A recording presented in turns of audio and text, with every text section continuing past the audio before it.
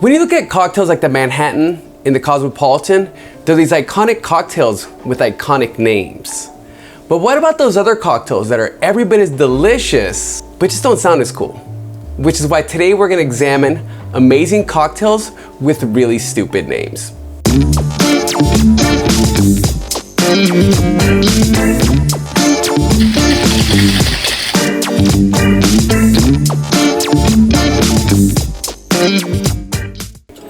Welcome to Cocktail Limelight. I'm your host, Erick Castro, and today we're gonna be exploring amazing, delicious cocktails that just never really blew up, never really took off, because they just don't have cool names. As much as I hate to admit it, sometimes a great recipe isn't enough for a drink to really take off. It needs a little something extra. In a lot of drinks cases, that's the name. When you look at some of the modern classics, like the Old Cuban, the Penicillin, and even one of my drinks, the Kentucky Buck, they all have names that kind of roll off the tongue. They sound pretty cool. But what about the drinks out there that don't have that cool name, that don't sound cool? Well, we're gonna be exploring some of those because honestly, I don't think those drinks should be ignored. I want them to be celebrated every bit as much as the other drinks that just sound a lot cooler. The first one of those drinks that we're gonna be exploring is one that I'm very partial to.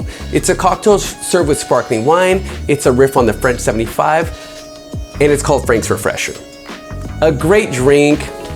Frank's Refresher isn't necessarily a stupid name, but it's not necessarily a great one either. It doesn't exactly roll off the tongue, and it kind of creates more questions than it answers. First off, who's Frank? What's a refresher? What's so refreshing about this drink? And more importantly, why should I order it? And all of that is a real shame, because this drink, when it's made well, is every bit as good as its counterpart, the French 75, the drink that it's based off of. However, where the French 75 is named after an artillery weapon from the First World War, Frank's Refresher is just named after a guy. Or is it? Frank's Refresher is actually named after its creator, a gentleman by the name of Frank Meyer. And Frank Meyer is like an onion. The more layers you get into the dude, the more fascinating he becomes.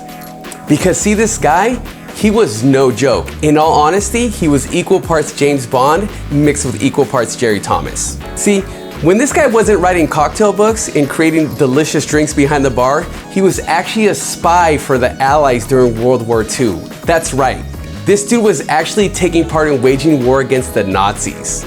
Not only was he spying on them when he worked at his hotel job, but he was also helping fleeing Jews obtain documents so that they could get out of the country. So the next time you want to complain about your side work before you leave the bar, just remember that this dude was actually literally trying to save the world. And in all honesty, this dude is just more and more fascinating the more you learn about him. I could go off on him for a really long time, but that's just the tip of the iceberg. Honestly, Google Frank Meyer bartender and start diving into some of those articles. This dude's life was fascinating. And when he wasn't trying to save the world, he was creating amazing cocktails like the one we're about to make, Frank's Refresher. To make Frank's Refresher, first we're gonna start out with 3/4 ounce fresh lemon juice.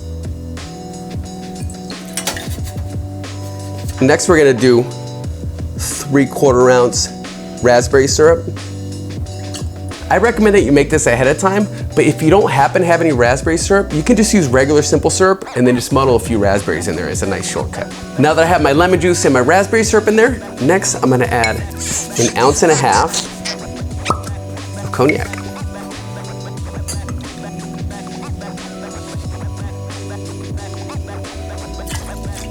Next, we're gonna shake this bad boy up.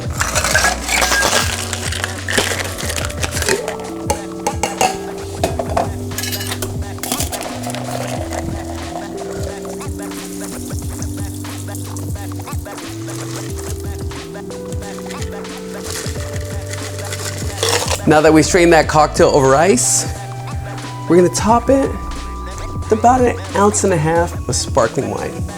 So what that sparkling wine's gonna do is add a little bit of effervescence and a lot of bit of flavor. Lastly, we're gonna garnish this concoction with the lemon wedge. And there you have it, folks, the Frank's Refresher. A cocktail that deserves its place in the cocktail canon, not just because of its amazing history, but because of its incredible flavor.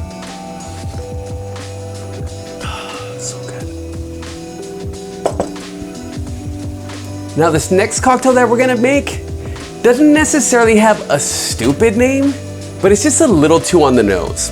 It's called the Orgeat Cocktail #1. It's made with orgeat. Did you guess that part? And not only is it called the Orgeat Cocktail, but it's also called the Orgeat Cocktail #1, which adding the #1 to me just kind of seems petty. In a way, it's just adding insult to injury.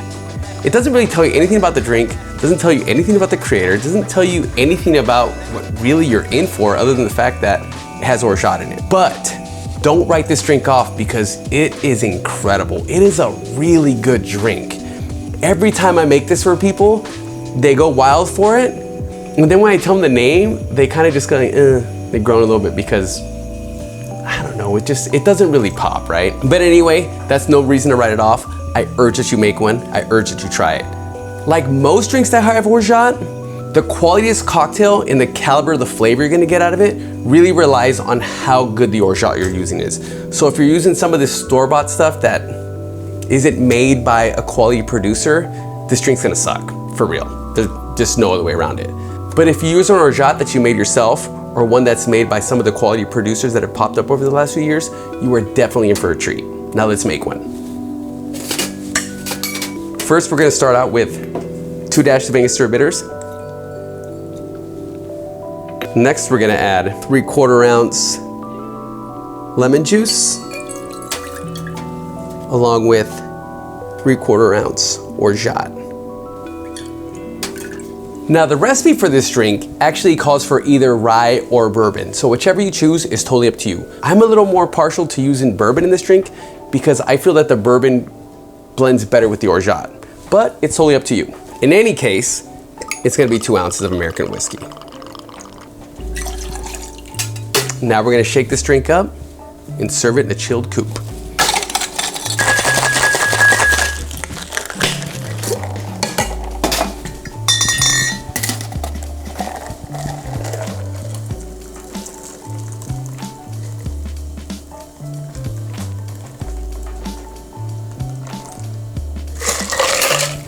Now to give this drink a bit of an aromatic pop, we're gonna garnish it with a fresh lemon twist.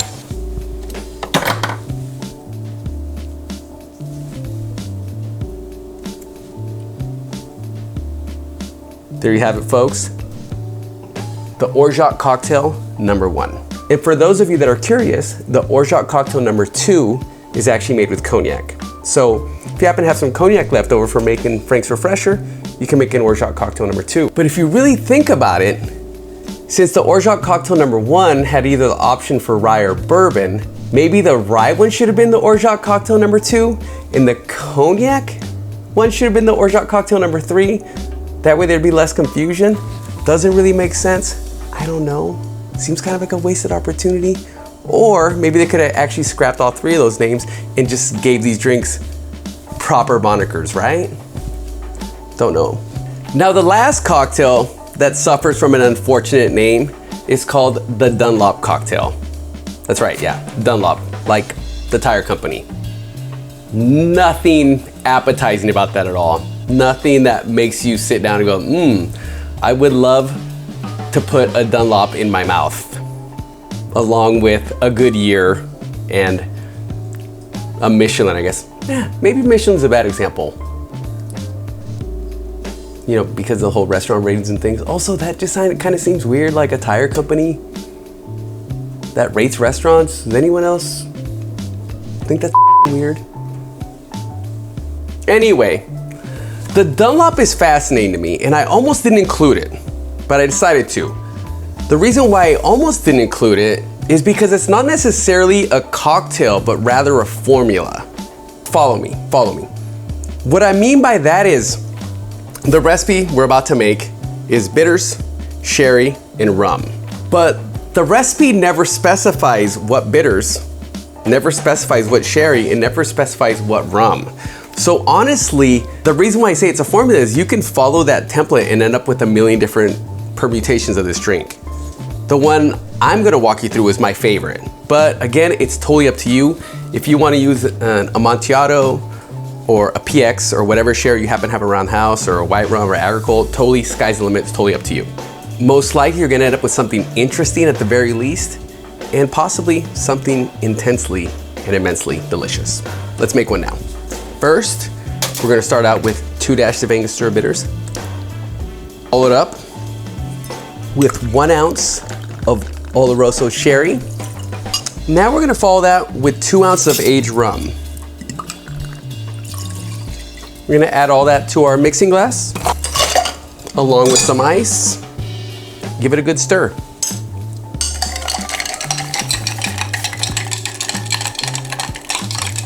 Now that I'm done stirring, I'm gonna strain this into a chilled Nick and Nora.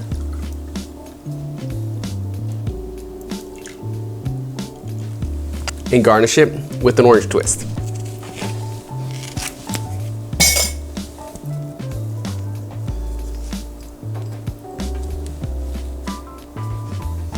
There you have it, the Dunlop cocktail. Very, very delicious and tasty drink that just suffers from kind of a boring name, much like the other 2 up here.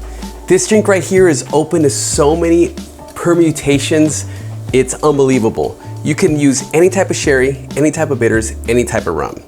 You're gonna end up with something, at the very least, mildly interesting. But if you stray from what I used and you don't like it, don't come crying back to me and tell me you didn't like it. But at the same time, if you come up with something really good, you know what? Change the name and take full credit for it. You don't have to tell anybody that I was the one that gave you the formula. By all means, you know what? Each one, teach one, and so on and so forth. And now that we've made these 3 drinks that suffer from poor marketing, poor naming, poor what have you, I hope that you actually learn to look past those names and realize that just because a drink has a dumb name doesn't mean that it's not good. So give it a chance. These drinks right here are perfect examples of that, of why you shouldn't judge a book by its cover or a drink by a stupid name. And with that said, if you'd like to dive deeper into the world of craft cocktails with us, then be sure to check out our award-winning podcast, Bartender at Large, which I happen to host. And also, if you have any ideas for cocktails that you would like us to tackle in a future episode of Cocktail Limelight, then be sure to leave them in the comments down below. And who knows, maybe one day we'll feature it in a future episode. With that said, don't forget to muddle that subscribe button, and we will see you again next week.